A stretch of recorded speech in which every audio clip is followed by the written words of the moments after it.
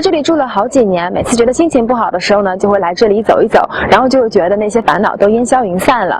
感慨了这么多，我还没有自我介绍呢。大家好，我是毛豆，欢迎来到意大利水城威尼斯。众所周知呢，威尼斯是一片风水宝地，它背靠阿尔卑斯山，前通亚德里亚海。用我们中国人的风水学说呢，可以说是一片依山傍水、人杰地灵的好地方。大家可以看到我身后的这片海域呢，是非常的宽广。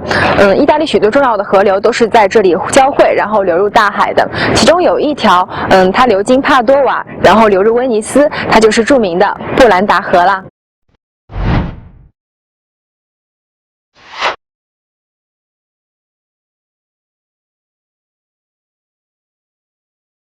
夏季过后，凉爽舒适的9月到来了。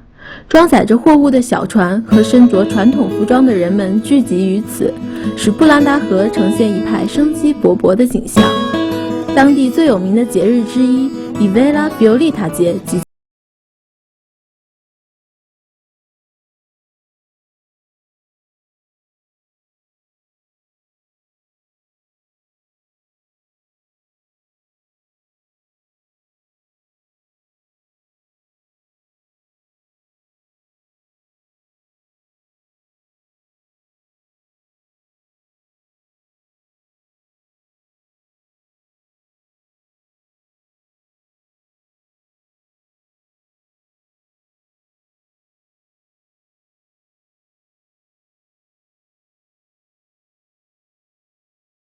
沿着布兰达河最原始的河道线路前行，不禁让人产生穿越时空的错觉，仿佛置身于500年前的威尼斯。整条河道保存完好，和周围的景色融为一体，与中世纪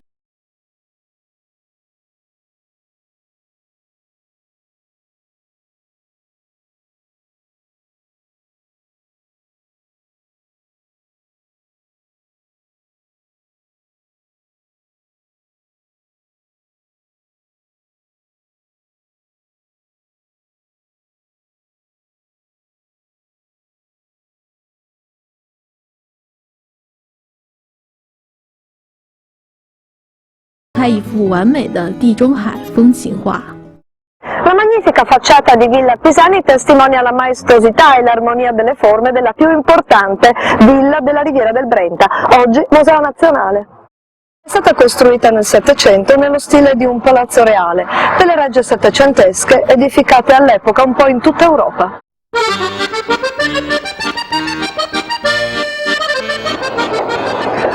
In questo luogo così suggestivo ha dimorato anche Napoleone Bonaparte agli inizi dell'Ottocento, quando culmina la decadenza della civiltà di villa, cioè dello stile di vita della nobiltà veneziana, dedita al gioco e alle feste. È un'atmosfera molto romantica quella che si respira qui, dove graziose fanciulle e giovani audaci hanno visto nascere le loro bellissime storie d'amore.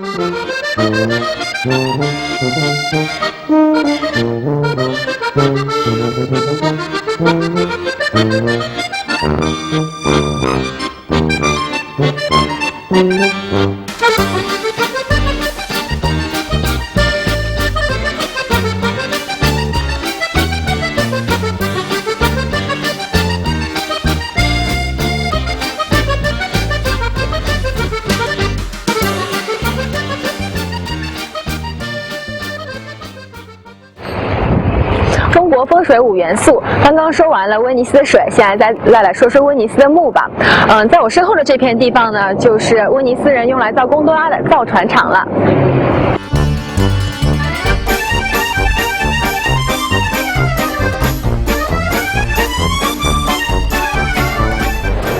威尼斯有许多用木头制成的船站，而我现在站的这个地方就叫做 Zadele。Zadele 在意大利语当中呢是木筏的意思。从中世纪开始呢，人们就用巨大的木筏装载木材从阿尔卑斯山上运到这里，然后在这里装货载货。提到阿尔卑斯山，我们就会想到多罗密蒂，也就是白云山脉，它是阿尔卑斯山上最精华的一块地方。它曾经被联合国教科文组织誉为世界文化遗产之一，一直受到全国各地甚至是全世界各地游客的青睐。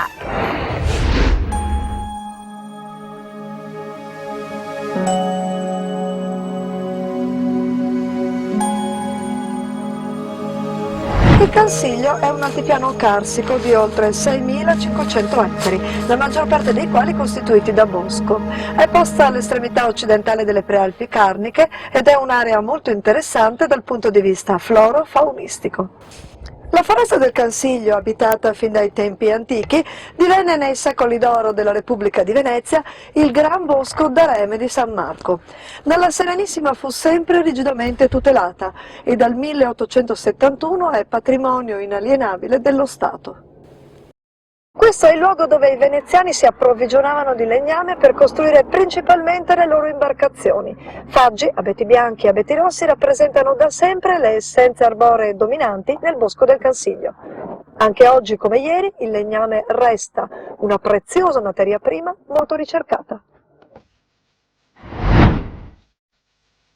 Ma l'altipiano del Cansiglio è anche la terra dei Cimbri, una popolazione discendente da un'antica tribù germanica stanziatasi in Bavaria, nella Germania meridionale, e successivamente nelle Prealpi Venete. Arrivati nel Cansiglio alla fine del Settecento, i Cimbri conservano la loro lingua di origine germanica e le loro solide tradizioni artigianali, in particolare legate alla lavorazione del legno, come testimonia questa sezione particolare del Museo dell'Uomo del Cansiglio.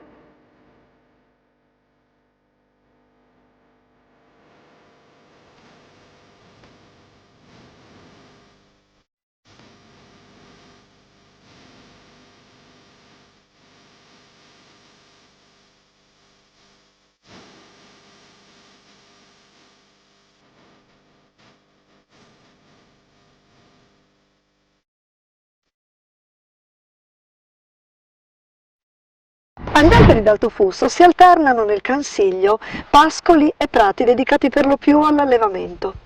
Il bosco del Cansiglio in questa stagione dell'anno si accende dei colori d'autunno e la natura sembra parlare all'anima di ciascuno di noi.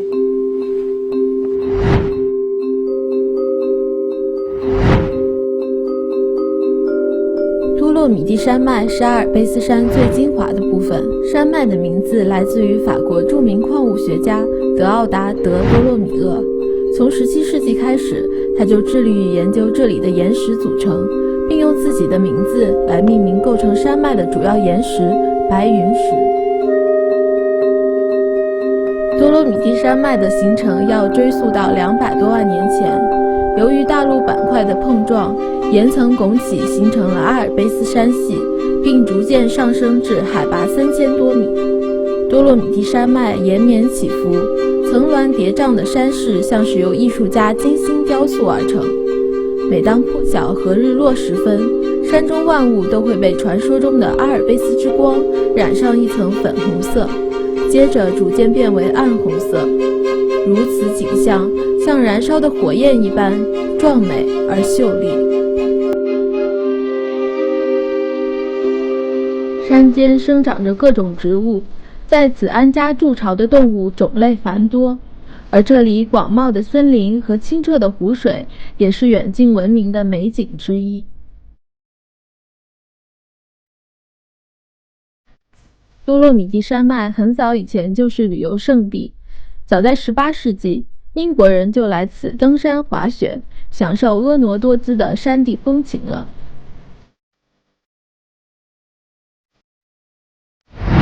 当地的村庄形成于上千年前，完整地保持了阿尔卑斯山特色。建于山间的房屋由木材和原石搭建而成，十分耐用。另外还有全部由木材建造的谷仓。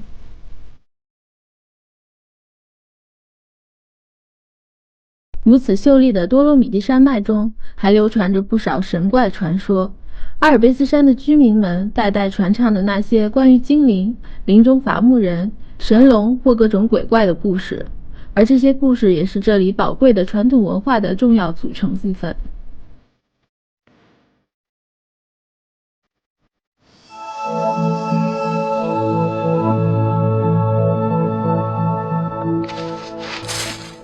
哎，这有个脚印哎，难道这就是传说中多洛米蒂精灵的脚印吗？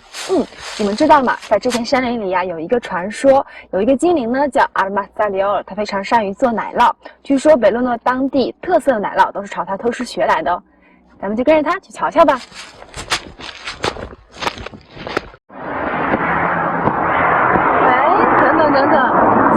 脚印消失了。哎，这里有一个奶酪店，就是听说意大利的奶酪非常出名，我们进去瞧一瞧吧。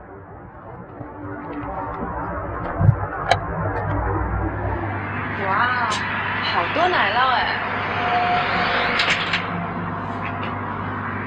！Buongiorno, mi scusi? Sì, mi dica. Mi può consigliare un formaggio tipico di Belluno? Beh, questi sono tutti formaggi della nostra zona, sono formaggi di Alpegi, quindi di Alpeggio, quindi io direi che questo è il formaggio giusto da prendere e rappresenta la tradizione delle nostre montagne. Posso un attimo? Sì, prego. 看上去很奇怪的样子。还挺沉的，挺香啊。 Ecco, allora le faccio assaggiare la sua formetta, così mi dice cosa ne pensa. 挺不错的味道。 Il suo pezzo di Grazie formaggio, mille. vedrà che è molto buono. A lei? Arrivederci. Arrivederci。好香啊！今天晚上有的吃了。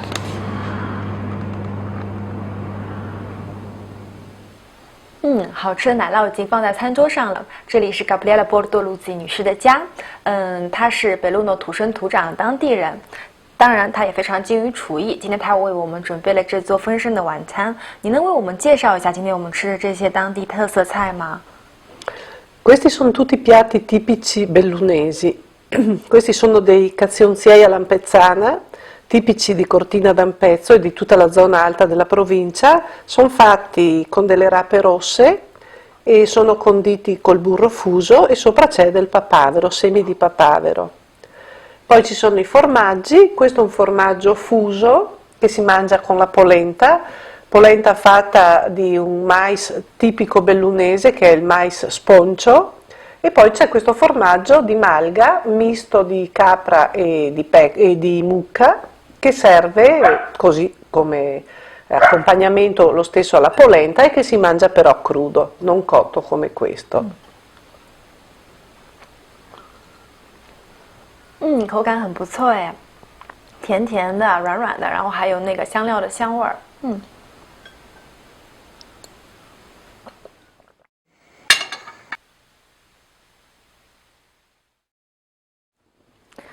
那您在北路诺住了这么多年，一定有自己特别深刻、不同的感受吧？ A me piace tantissimo vivere a Belluno perché è la città delle Dolomiti e queste montagne mi danno un senso di protezione, oltre che cambiare durante l'arco della giornata con dei colori stupendi e poi d'inverno hanno la neve, vado a sciare, non c'è mai nebbia qui da noi e quindi sto veramente bene qui. 那除了自然风光以外，我们也知道这里是阿尔卑斯山最精华的地带，它有什么自己的文化传统？你能跟我们聊一下吗？ Ci sono tantissime leggende e miti nelle Dolomiti che sono state inventate dalle persone che durante l'inverno si mettevano assieme nelle stalle per star caldi e quindi passavano il tempo proprio raccontando queste leggende che si inventavano.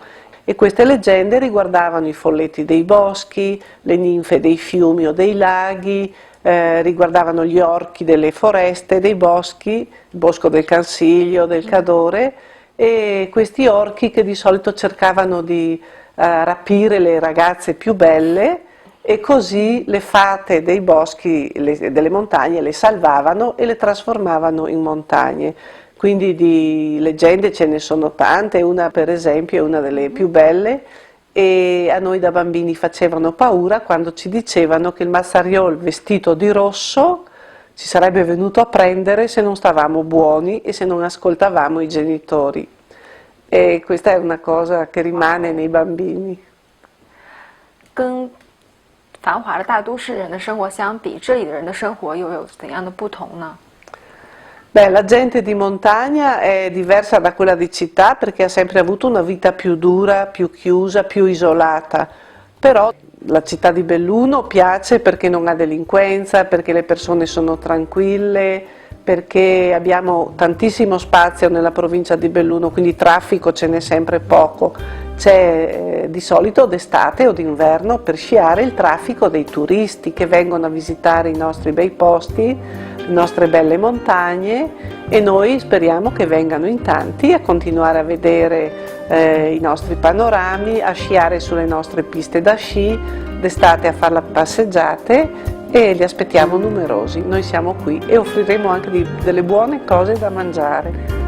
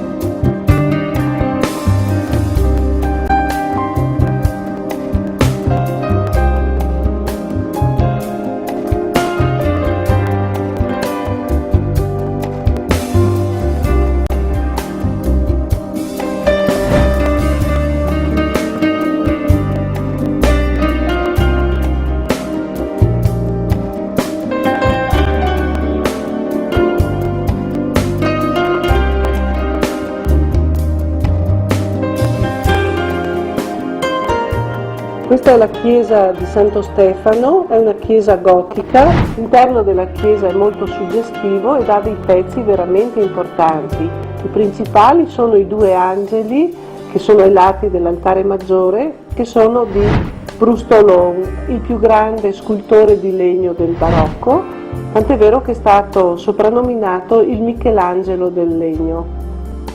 Noi vediamo dopo la Madonna dei Sette Dolori, che è una Madonna che ha 7 spade messe nel cuore ed è la patrona della città di Belluno. La sua festa si celebra in marzo e fanno una grandissima processione, prendono la statua e la portano in giro per la città. C'è anche un bellissimo altare ligneo, una cappella privata, fatta tutta in legno intarsiato e poi dorato da una famiglia del Cremonese che è venuta a lavorare a Belluno.